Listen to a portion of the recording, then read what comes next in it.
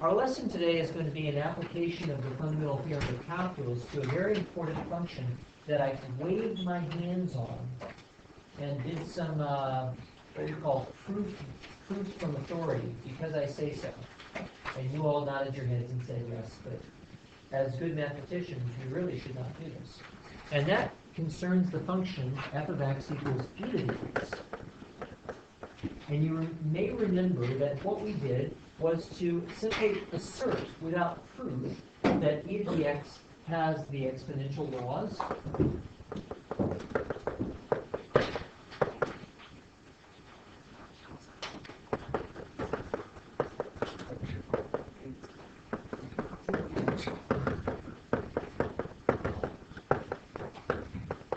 And furthermore, that it has the derivative of e to the x because, and here I waved my hands again and we looked at the graphing calculator and said, yes, it appears to be so. So we took this as a basic axiom, and we took these as axioms as well, and that led us to everything else that we do with e to the x. As a mathematician, we don't like the situation because the more axioms we have, the more that we are simply asserting because I say so. What we would like to do instead is to ground our function e to the x in solid analysis. And it turns out there's an intriguing way to do that. And that is that instead of starting with the function e to the x, we're going to start with the function natural log.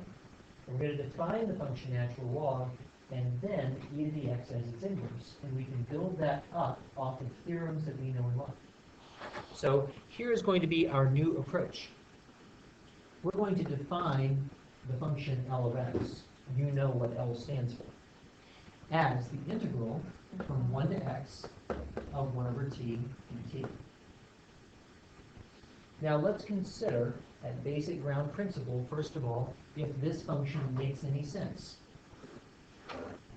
If I look at the function y equals 1 over t,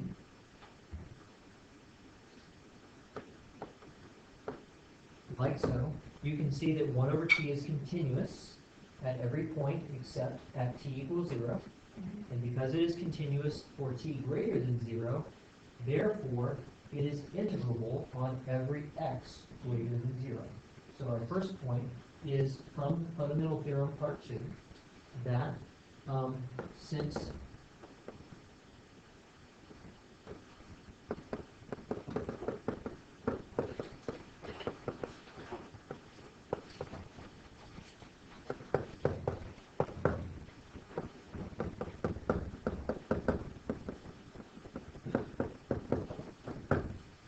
g of t is continuous on 0 to infinity, L of x is continuous. Also, a very easy result is that L prime of x, applying the fundamental theorem, is equal to 1 over x. That's right.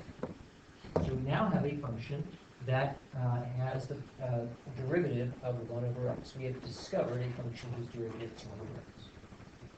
Well, let's develop now the properties of L of x a little bit further. First of all, what is the value of L of 1? That's pretty immediate. 0. L of 1 must be 0 because it is the integral from 1 to 1 of 1 over t dt. In fact, we can draw L of x for any value whatsoever. We can draw that as the area under the curve right here. And it is net signed area, so that if x is less than 1, then L will be negative, and if x is greater than 1, L will be positive. In fact, we can observe that L is increasing for all x in the domain.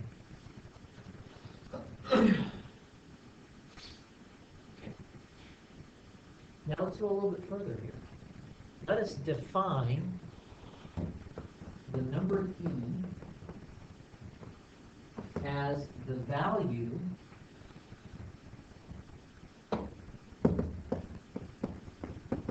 such that L of E is equal to 1.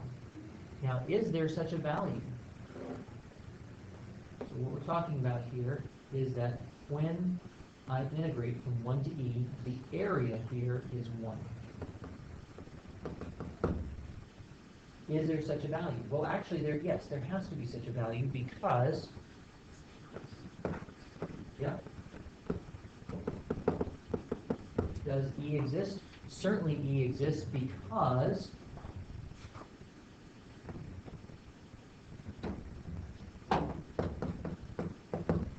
L of 1 is equal to 0, and it is fairly clear that if I go out far enough, let's see, how far out would I have to go?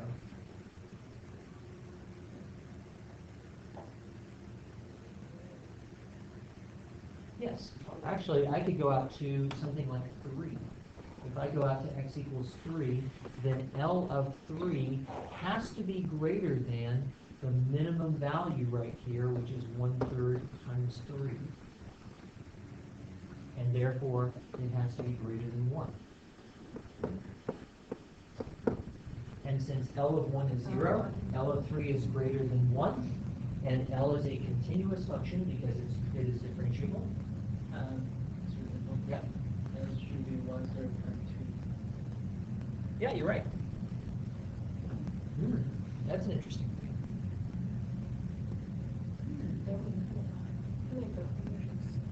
Yeah, you're right. You're absolutely right. So that's going to mess up our thing right here. Let's see. We need to capture a value of L such that it is bigger than 1. How can we do that?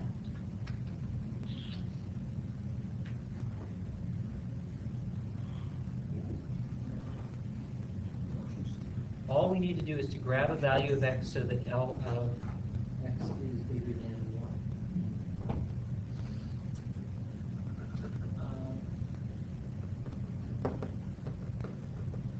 So that's a true statement, but it doesn't help us. I think this graph below. How about we do this? How about we do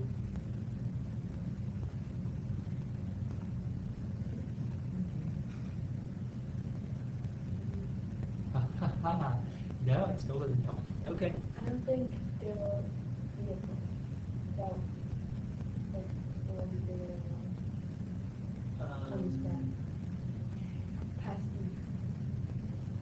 There is actually. So we haven't done improper intervals yet. We will do improper intervals. We will be able to show eventually that L of infinity, that the integral from 1 to infinity of 1 over t dt is actually infinite. We can use some example to prove we want to decide. We could, right, so we could do like a numerical estimate or something like that. The problem is that all of my lower bound estimates end up being less than 1. Yeah, but like we can take really large example like 100. The bottom will be 99 over 100. Yes, I agree with you. Let's do that. Good, Elliot. That's exactly right. Let's do the integral from 1 to 100, like this. And what we're going to do is maybe split it at 2, something like that. And so this guy right here, the minimum is 1/2 times 1. And this guy right here, this would be 98 times 1 over 100. And that's greater than 1. Good. Thank you. Yep. So L of 100 is larger than 1. And therefore, because L is continuous, because differentiable, there must be an x somewhere between 1 and 100, such that L of x is equal to 1. And so there is an E. You just showed that E exists. We haven't found its value. Is it 2 Yeah, it turns out to be 2.7. 2.718281828. Okay.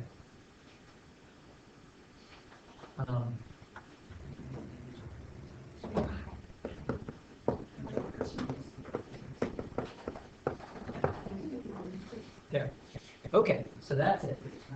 Now, Now what we're going to do is we're going to establish three properties of L of x that we know and love. We're going to establish a product rule, a quotient rule, and a power rule. So far, what we have are two values for L, and a basic property that L is increasing. Pretty obvious that it's concave down also, because the second derivative is negative 1 over x squared. Yeah, but your graph is concave.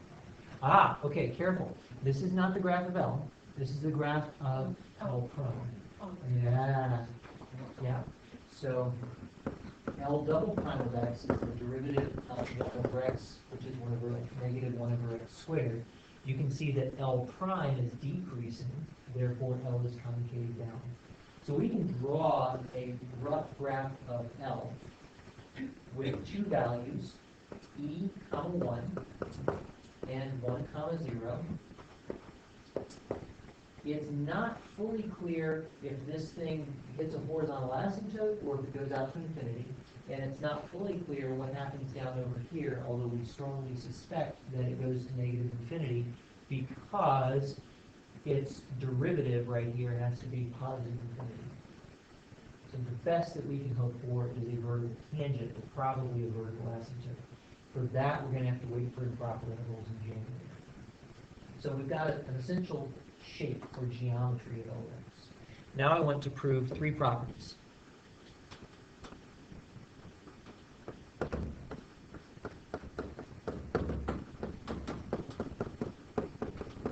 A product property for L, a quotient property for L, and a power property for L. And we're going to do this on the basis of its derivative. So,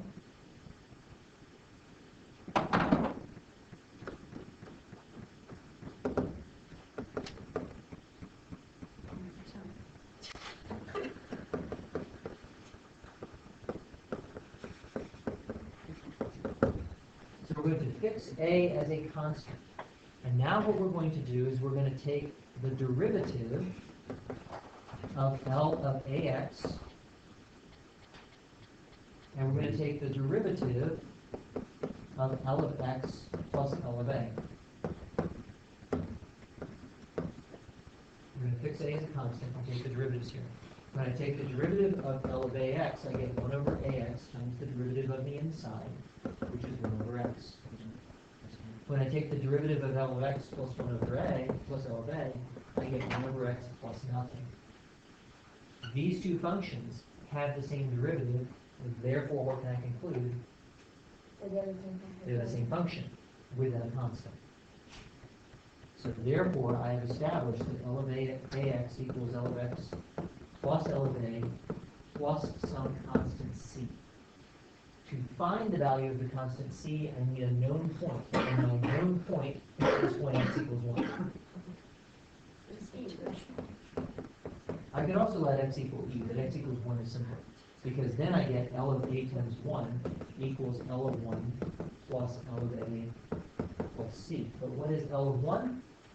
0. 0. And therefore, what is c? B. What is c?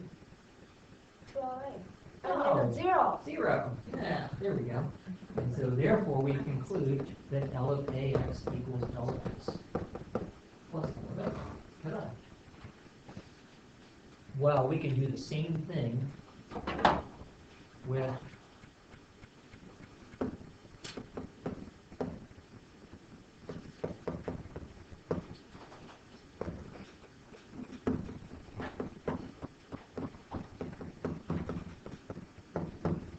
these guys. And when we take the derivative here, we get, lo and behold, 1 over x again. And we get 1 over x again. What we really get is a over x times 1 over a. So write that. And since these two have the same derivative, They're the same they have function. the same function within a constant, so I conclude that L of x over a equals L of x minus L of a plus a constant c. What special value makes sense here?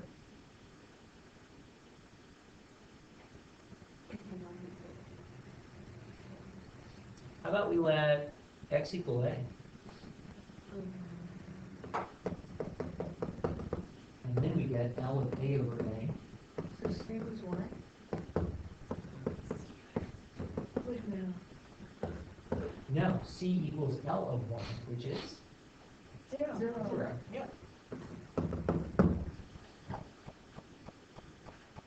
And, of course, you know how this is going to go. 0.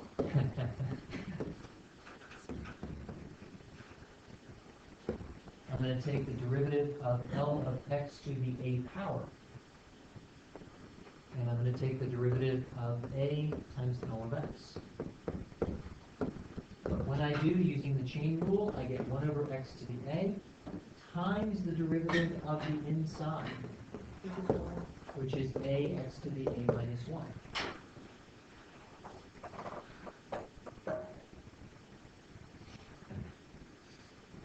This is a little fishy, actually, because I haven't proved this for all real numbers unless I use the natural law.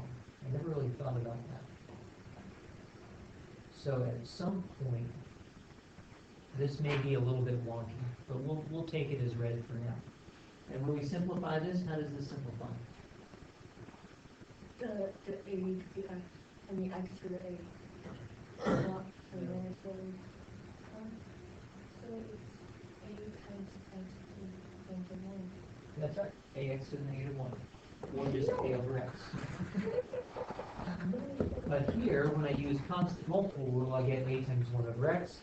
So these two functions, again, have the same derivative, and therefore, L of x to the a equals a times L of x plus a constant. What value do you recommend? 0. 0? That, No, 0 is bad. It's out of domain of L. I would say there's What value would make a whole lot of sense to use here? X equals 1, yeah. So then I get L of 1 equals a times L of 1 plus c. But L of 1 is? 0. And therefore c is 0. 0. And so I've proved our 3 properties that we know and love about logs only based upon their derivatives. And nothing about exponent rules or anything like it. Now, what is this e to the x thing? E to the x is going to be the inverse of L of x. So, let's define a function e of x, because we don't know that it's an exponential per se yet, but we will. Let's define e of x to simply be the inverse of L of x. I'm gonna do a inverse. The inverse function theorem, that's Yes. right. So what is e prime? It's 1 over L derivative of the inverse. L inverse, which is Yep. So it is going to be 1 over L prime evaluated at e of x. In other words, e prime is its own derivative. Interesting. And furthermore, because e of x is the inverse of L of x, all of its properties will be the inverses of all of L of x's properties. So since L of xy equals L of x plus L of y, take the inverse of both sides, effectively, and write e of a plus b equals e of a where a is equal to L of x and b is equal to L of y.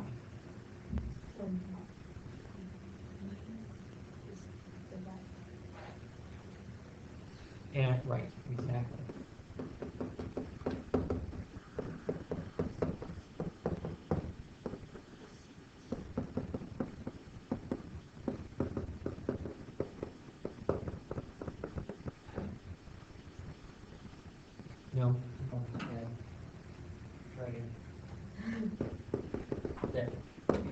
Good. And finally, since L of x to the y equals y L of x, therefore,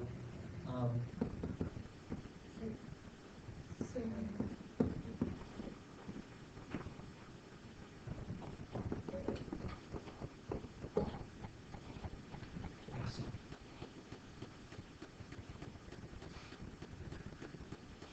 okay. Now, armed with all of this, we have only one thing to do to bring everything full circle. And the one thing that we need to do to bring it all full circle is to show that, in fact, e of x of any value is really just the number e that we defined earlier raised to the x power. That's my claim. And this is actually a very straightforward application of this guy right here.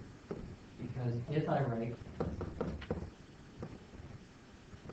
e to the x, that's the same as e to the 1 times x. I'm using my exponent property right here, that's the same as e of 1 to the x power. But e of 1 is literally the inverse function applied. It is the value of x such that L of x is equal to 1, and that's it. And we are done.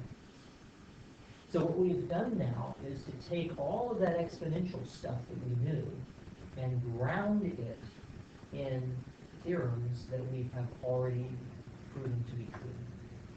In other words, this is a conceptually sounder framework that doesn't require axioms and hand waving and, hey, look at the calculator, it works. The one thing that we have not yet done is to show, there are a couple of things that we need to show, and one of those things that we have not yet shown is that the limit as h goes to 0 of e to the h minus 1 over h is in fact equal to 1. We haven't done that yet. Can we do this? Yes, we can, because we can use L'Hopital's rule. That's right. And then, limits are always zero.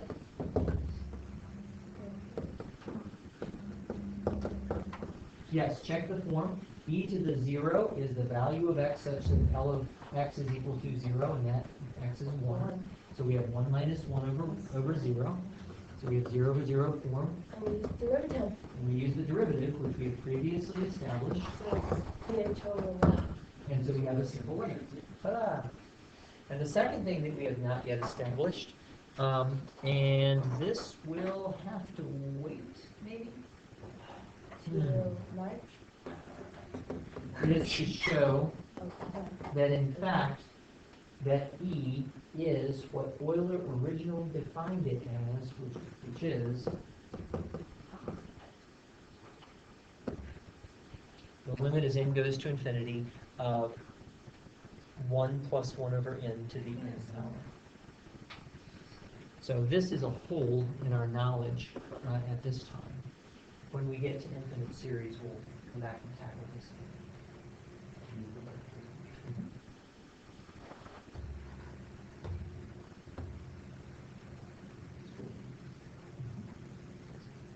Sure. This is a second way of approaching exponentials that many authors take. Larson is one of the authors that takes this approach.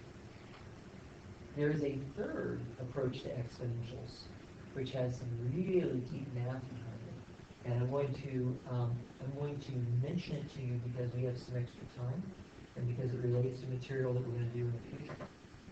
So a third way of doing this, let me just summarize what we've done here. Our first approach that we took earlier in the year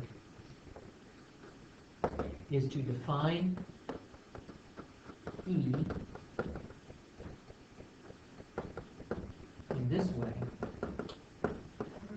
which is how Euler defined his number, and then to show that the limit as h goes to 0 of e to the h minus 1 is 1. We didn't show this exactly. We looked at the calculator and said it makes sense.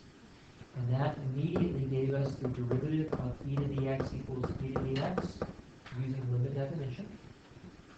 And then from that, we also proved exponential properties. And then we defined ln x as the inverse of e to the x, and everything else followed from this. This is one classical approach, and this is what we did earlier in the year. What we just did was to reverse this process and to define L of x as the antiderivative, essentially, of 1 over x. And then, from there, establish log properties and define e as the number such that L of e is equal to 1. Or another way of putting it is that e is equal to L inverse of 1. And then from there, define e of x as L inverse of x. So this was our conceptual approach here. A third approach, which is taken by such authors as Rubin, which has some really nice features about it, is to define the number e in this way.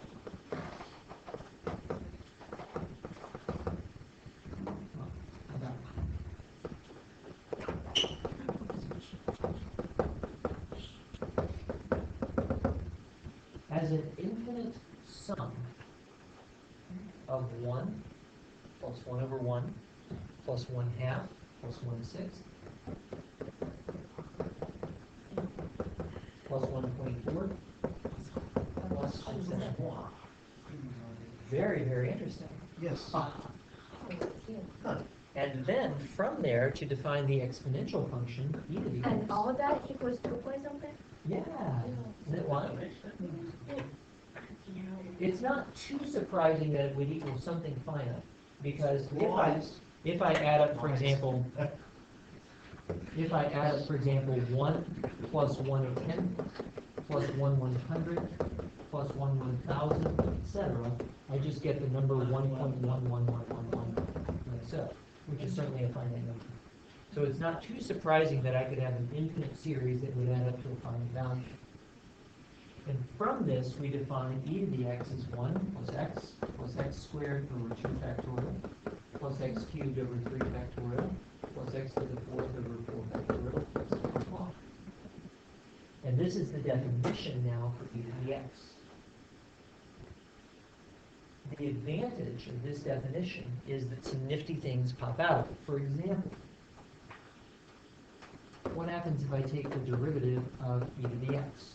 Well, then I take the derivative term at a time of the entire series, which gives me 0 plus 1 plus 2 times x to the first power over 2 plus 3 times x to the second power over 3 times 2 factorial. Notice what I did there cleverly with the 3 factorial. Plus 4 times x to the third power over 4 times 3 factorial, etc. But now, when I go through and cancel common factors, look at what I get. I get 1 plus x squared over 2 factorial, which is the same thing, so that I discovered that the derivative of e to the x is itself. However, as you go to infinity, it doesn't really make sense. It does. It does actually make sense. And when we do infinite series, when you do them in Calc 2, then you will see what sort of sense they make and for what values of x. But it's pretty clear, for example, as an easy one, if x is less than 1, between 0 and 1, that when I square or cube or raise it to a large power, I'm going to get really teeny tiny values. So clearly, for x between -1 and 1, this series will converge to a value. It turns out it converges for all x, but that's not as obvious yet. One advantage of doing e to the x in this way is that we can start exploring some interesting and weird questions, such as, what would it mean to raise e to an imaginary power? Ooh. I don't want to know. But it's, no, we're not going to be math cowards. We want to know. We want to know. And We want to know in such a way that it's an easy way to know. Oh, Wouldn't that be nice? Yes, Yeah. yes, yes. Well, with our first approach and with our second approach, it's hard to know. But with this third approach, it's easy because I can simply substitute Ix. right.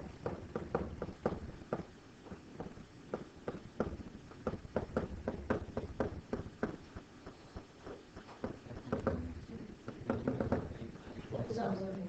And then I can go through simplifying, recognizing that I squared is Negative -1 one, and I cubed is negative one, -I, and negative I, and I to the fourth would be negative one. +1 because it's -1 squared, Yes.